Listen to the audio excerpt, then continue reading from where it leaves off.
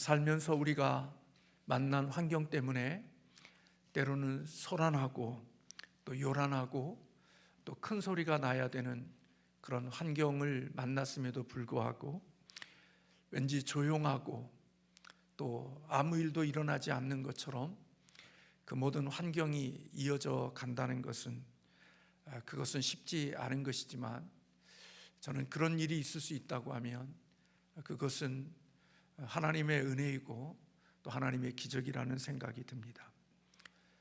삶의 현장 속에서 이러한 일들, 큰 요란함과 소란과 다툼이 일어나는 일이 있음에도 불구하고 그런 일들이 있지 않고 오히려 조용한 생각 속에 잠겨 있는 그런 사람을 우리는 오늘 본문에서 보게 되어집니다. 그것은 바로 오늘 오전에 말씀드렸던 마리아와 약혼했던 요셉이라는 사람입니다.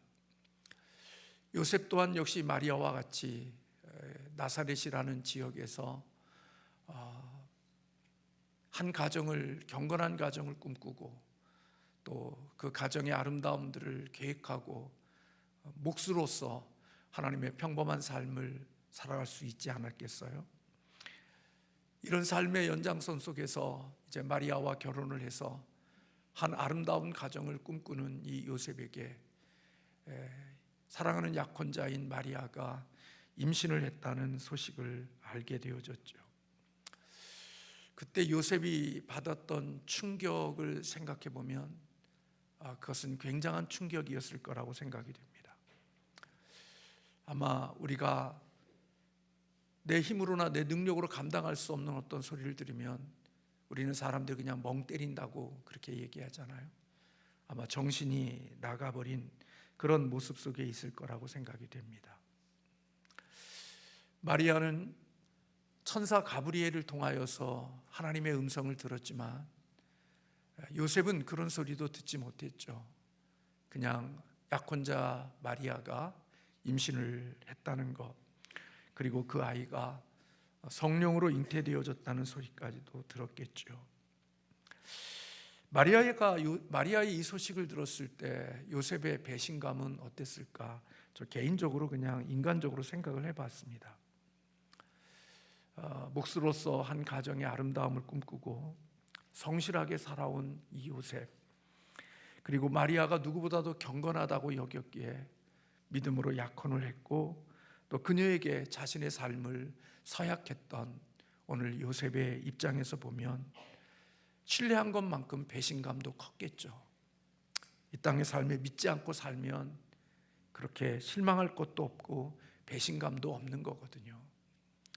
근데 내가 믿었고 신뢰했고 의지했던 것이 큰 사람으로부터 이런 일들을 겪게 되어진다면 신뢰한 강도만큼, 믿었던 크기만큼 배신감도 더 클 거라고 생각이 됩니다. 그리고 그만큼 더 충격도 클 것이라고 여겨집니다. 저는 요셉이 얼마나 그 소식을 들었을 때 힘들었을까, 고통스러웠을까, 아팠을까를 마음으로 좀 생각을 해봤습니다. 아마 굉장한 아픔이고 또 굉장한 충격이었을 거라고 여겨집니다.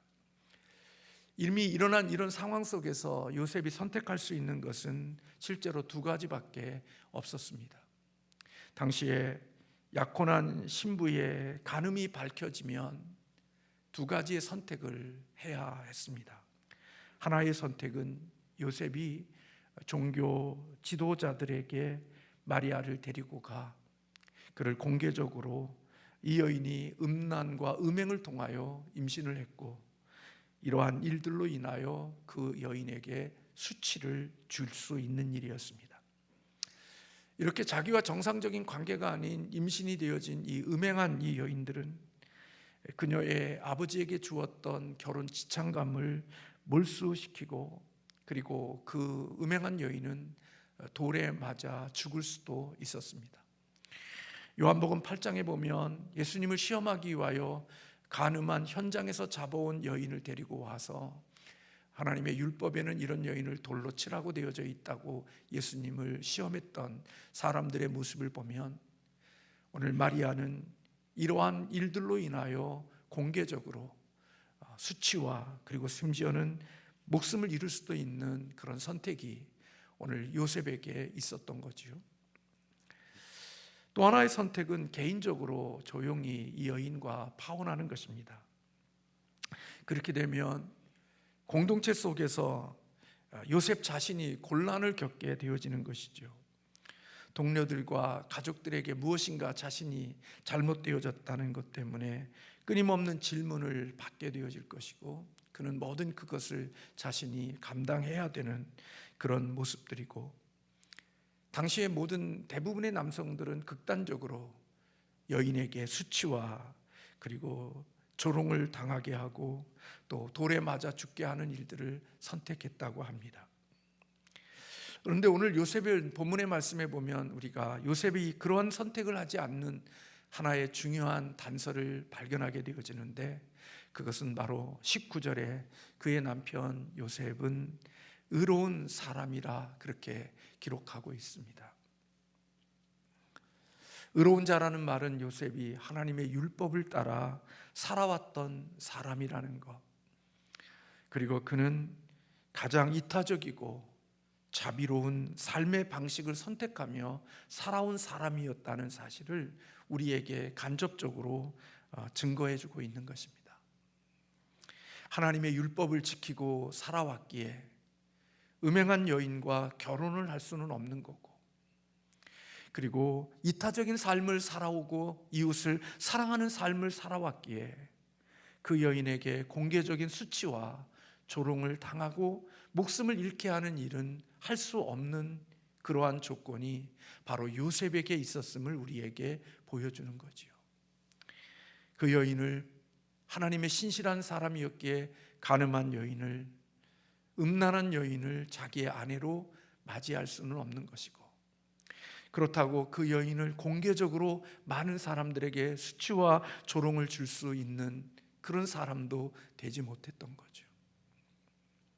의롭다는 것, 그것은 다른 사람의 아픔과 고통을 드러내고 다른 사람들에게 더 상처와 삶의 힘든 일을 만들게 하는 것이 의로운 사람이 걸어가는 길이 아니라, 의로운 사람이 걸어가는 길은 다른 사람의 아픔과 수치와 고통을 싸매어주고 치유해주고 품어주는 삶을 살아가는 사람이 바로 의로운 사람이기에, 요셉의 선택은 자연히 자신이 모든 것을 감수하는 쪽으로 선택할 수밖에 없음을 오늘 우리는 본문을 통해서 발견하게 되어지는 것입니다.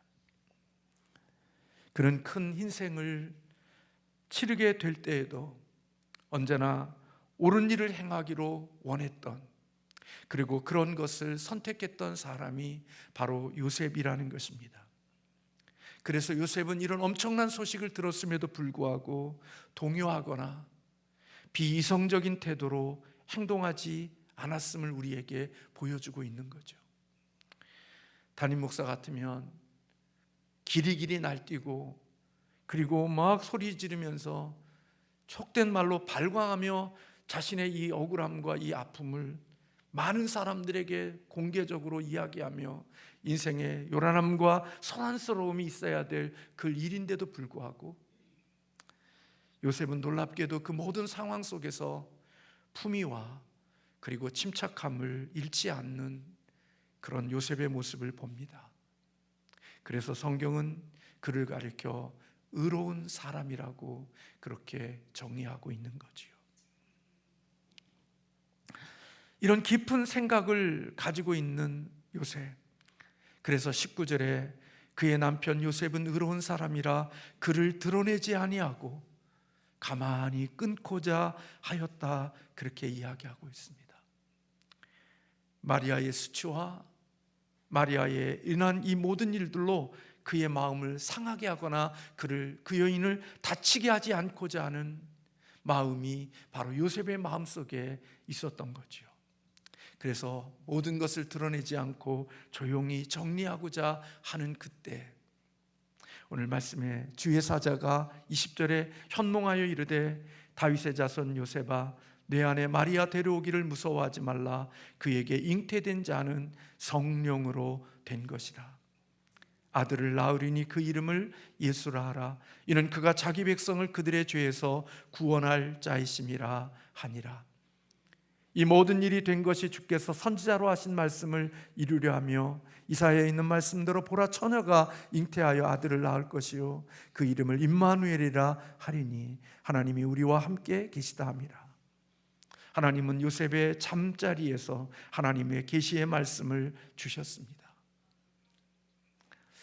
그런데 오늘 요셉은 본문 말씀 속에 보면 24절에 요셉이 잠에서 깨어 일어나 주의 사자의 분부대로 행하여 그의 아내를 데려왔으나 아들을 낳기까지 동침하지 아니하더니 나음의 이름을 예수라 했다. 그렇게 이야기하고 있습니다.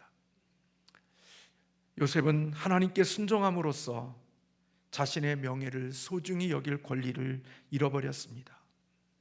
자신의 명예를 포기하는 즉각적인 순종이 그에게 있었던 거죠.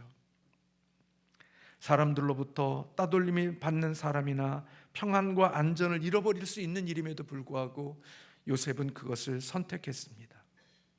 우리 그리스도인들은 이 땅을 살면서 저나 여러분이나 항상 질문하는 것들이 그런 것입니다.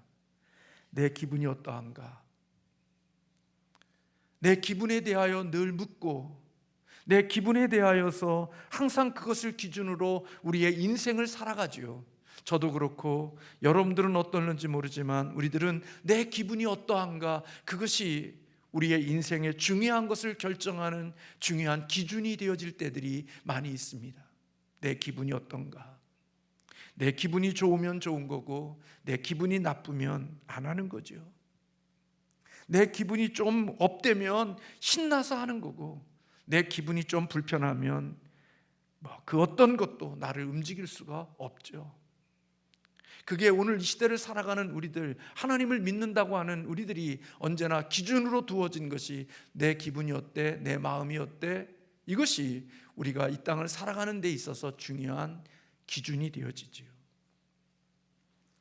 그런데 요셉은 내 기분보다는 무엇이 가장 좋은 일인지, 그리고 무엇이 하나님의 기뻐하시는 일인지에 대한 질문을 하고 있고 그 질문을 따라 살아가고 있는 거죠.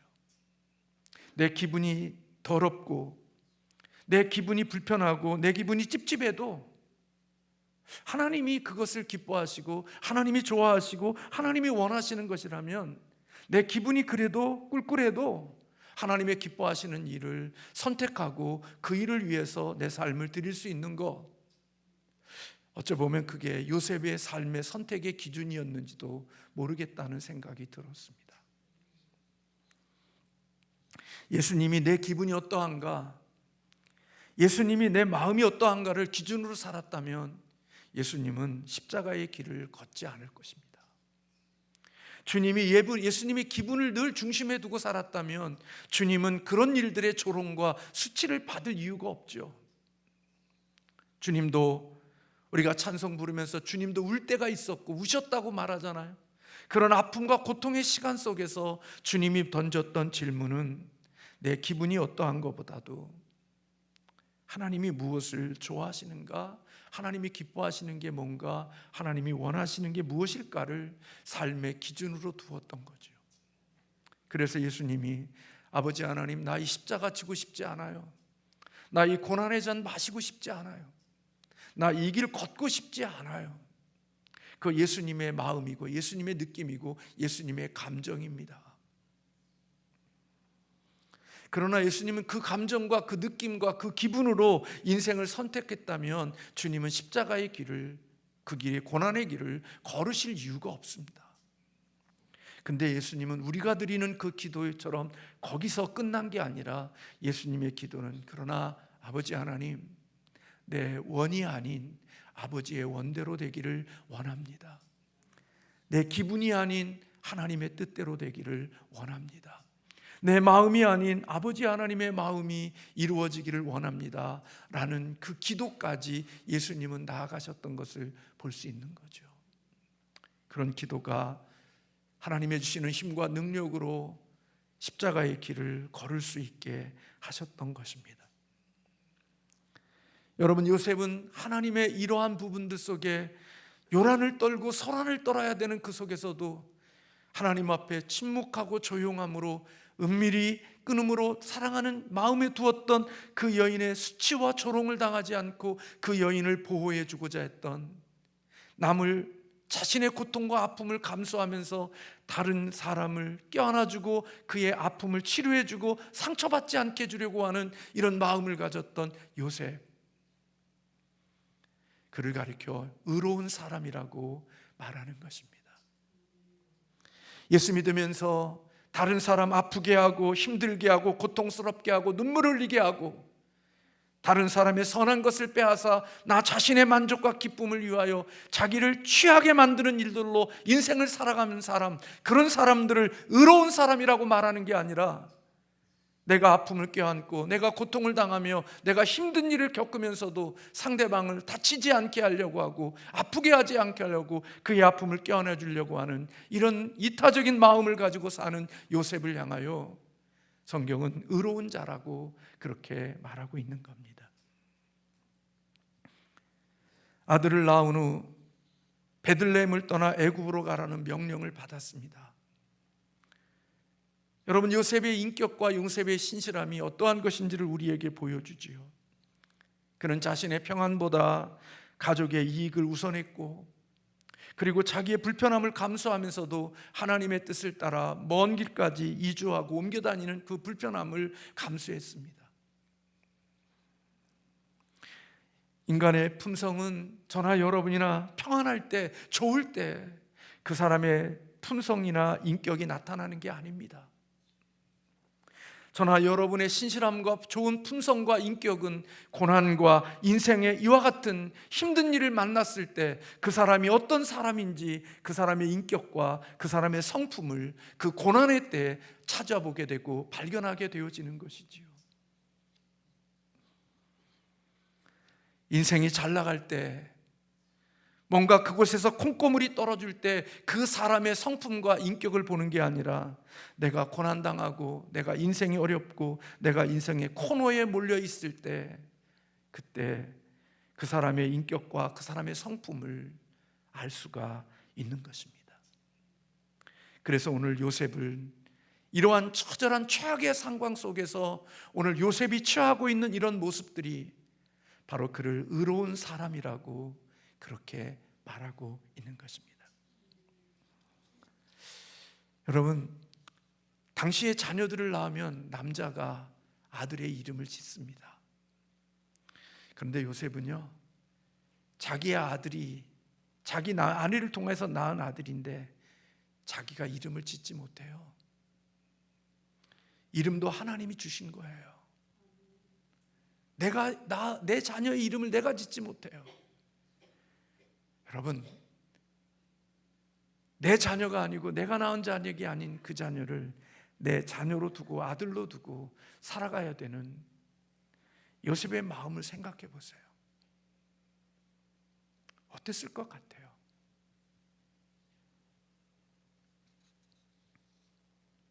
요셉도 마리아처럼 하나님께 예한 거죠.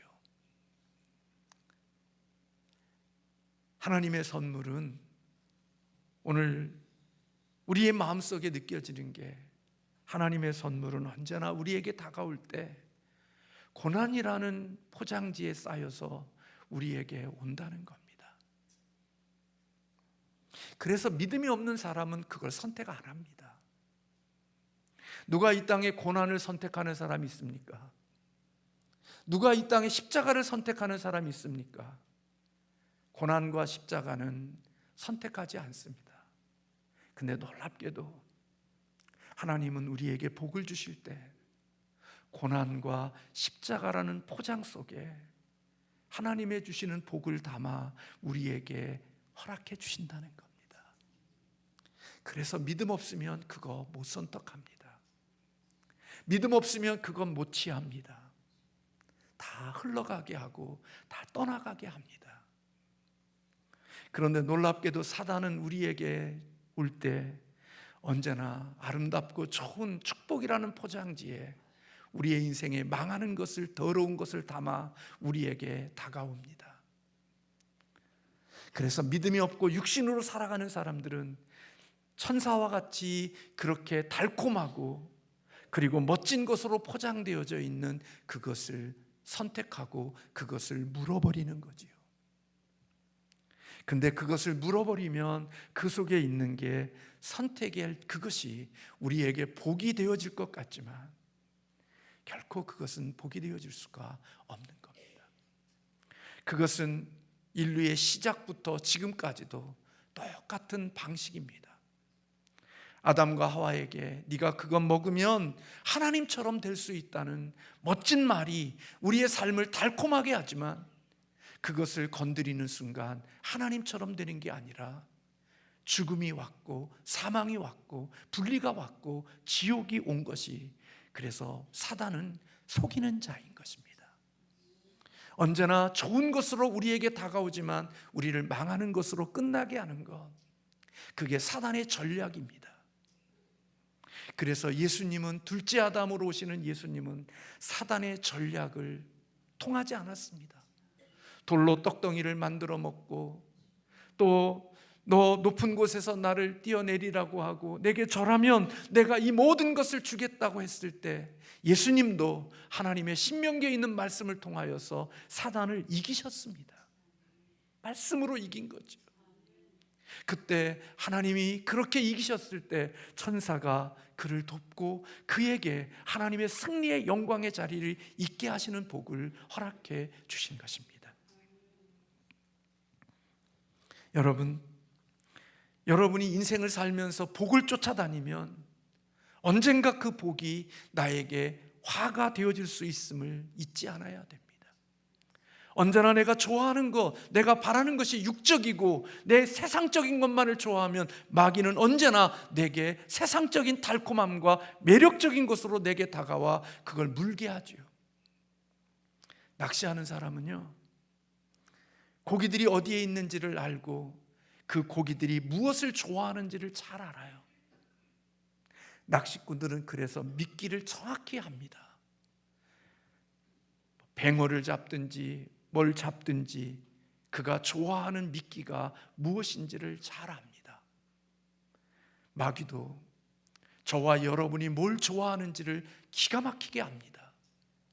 이성을 좋아하는 사람은 이성의 미끼로, 돈을 좋아하는 사람은 돈의 미끼로, 명예를 좋아하는 사람은 명예의 미끼로 내게 오죠. 돈을 좋아하는 사람에게 이성으로 다가오지 않습니다. 이성을 좋아하는 사람에게 돈으로 오지 않습니다. 내가 가장 좋아하는 것, 내가 매력을 두고 사는 그것으로 마귀는 언제나 우리에게 다가오지요. 그러나 그것보다 하나님을 더 사랑하고 하나님을 좋아하는 사람은 그것을 이길 수 있는 능력이 있게 되어지는 것입니다.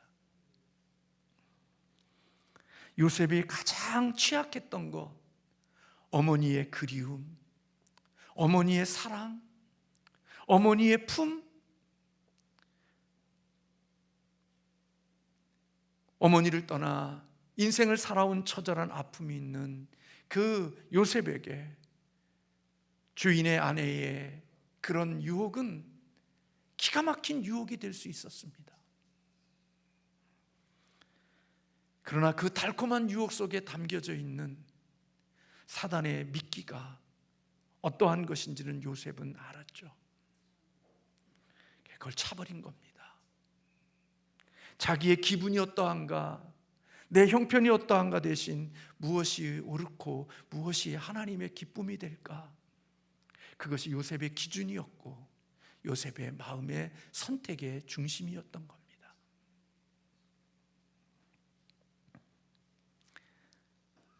그래서 여러분, 하나님이 우리에게 복을 주실 때는 언제나 고난과 희생이라는 포장지를, 나도 힘든데 그것을 선택했는데 시간이 지나고 나면 하나님은 그 고난과 희생이라는 포장지를 열어보면 하나님이 그 속에 깊이 담겨져 있는 복을 우리에게 선물로 주시게 되는 것입니다.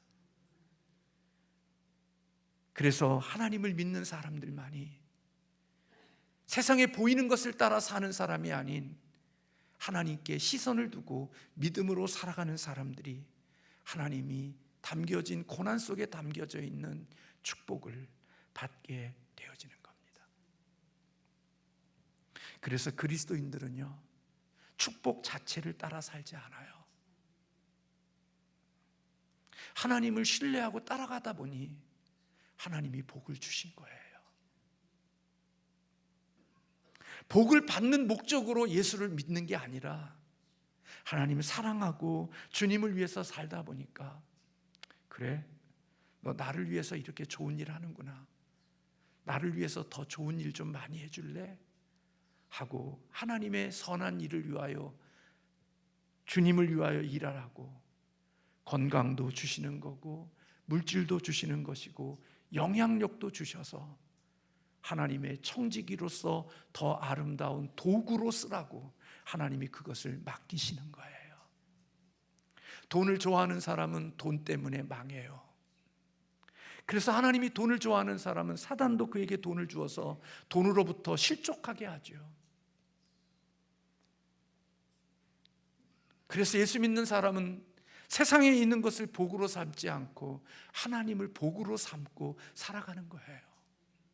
그리고 그 복이 전부인 줄로 믿고 살다 보니까 하나님의 자녀로서 살아갈 때 필요한 것들을 하나님이 수단으로 그에게 주시기 때문에 그는 그게 목적이 아니에요.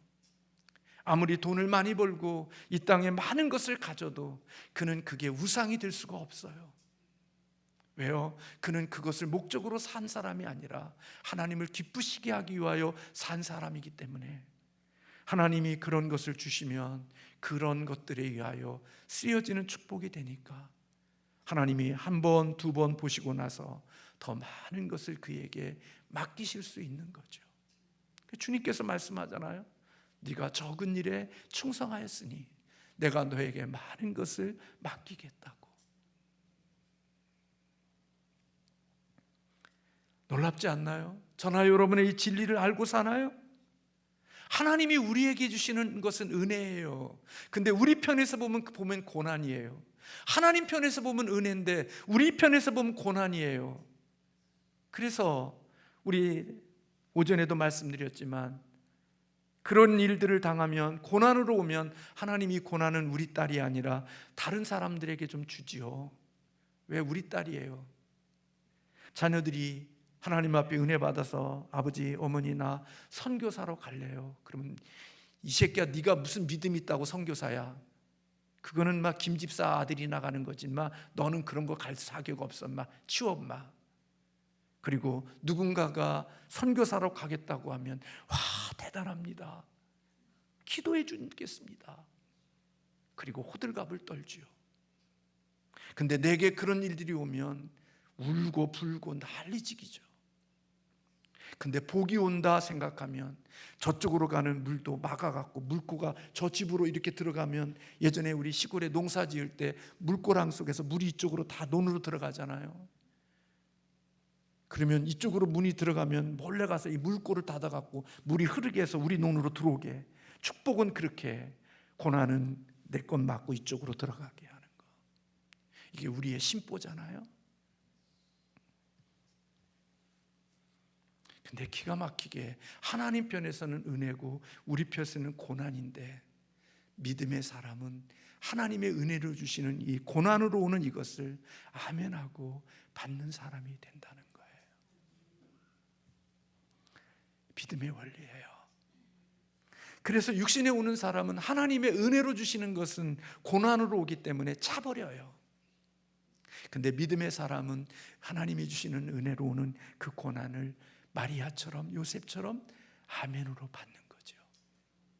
그리고 그 뒤의 삶은 누가 책임져 주시느냐? 하나님이 다 책임져 주시는 겁니다. 인도하시고 공급하시고 보우시고 그 모든 일들을 하나님이 다 역사해 주셔서 그 하나님의 온전하심이 이루어지게 하는 것입니다.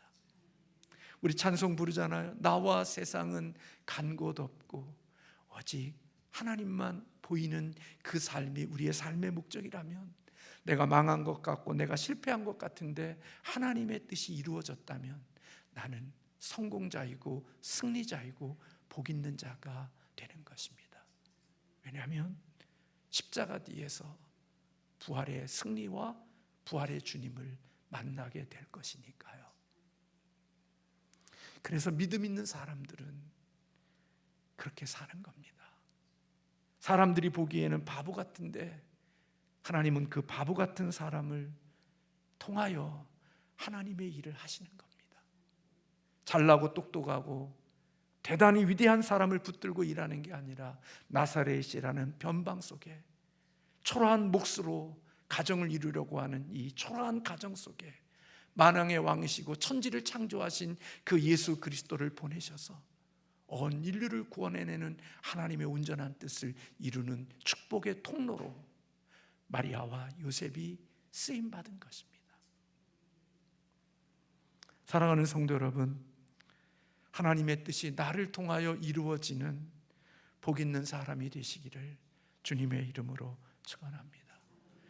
자기 잘남과 자기 승리와 자기 영광을 위해서 취하여 평생 살다가 나를 통하여는 하나님의 뜻이 이루어지거나 하나님의 역사가 한 번도 흐른 적이 없는 그런 자기 왕국을 위해서 살아가는 신앙인이 아닌, 나를 통하여 하나님의 뜻이, 부족한 나를 통하여 거룩하시고 천지를 창조하신 하나님의 그 놀라운 역사가 너무나도 초라하고 보잘것없는 나를 통하여 이 땅에 주의 뜻이 이루어지는 통로와 수단으로 쓰여진다고 하면 그 사람은 복 있는 사람이고 승리자이고 그 하나님의 형통한 자라고 우리는 말할 수 있는 것입니다.